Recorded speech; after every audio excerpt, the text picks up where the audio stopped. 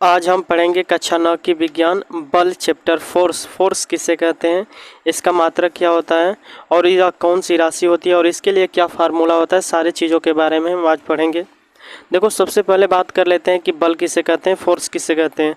तो बल वह बाह्य कारक है जो किसी वस्तु की विराम अवस्था या गति अवस्था को परिवर्तित करता है या परिवर्तित करने का प्रयास करता है, उसी को हम लोग बल कहते हैं।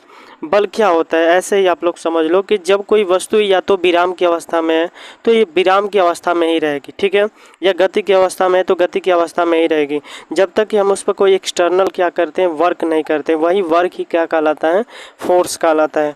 इसका मात्रक न्यूटन होता है, या अन्य मात्रक की बात कर लेते हैं तो किलोग्राम मीटर प्रति सेकेंड स्क्वायर होता है, और यह एक सदिश राशि होती है और इसका बीमा mLT पर -2 होता है।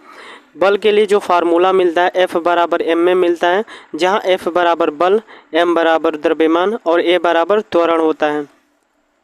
इसी प्रकार बात कर लेते हैं कि बल के प्रकार, बल कितने प्रकार के होते हैं। तो बल आपका 2 प्रकार का होता है, संतुलित बल और असंतुलित बल।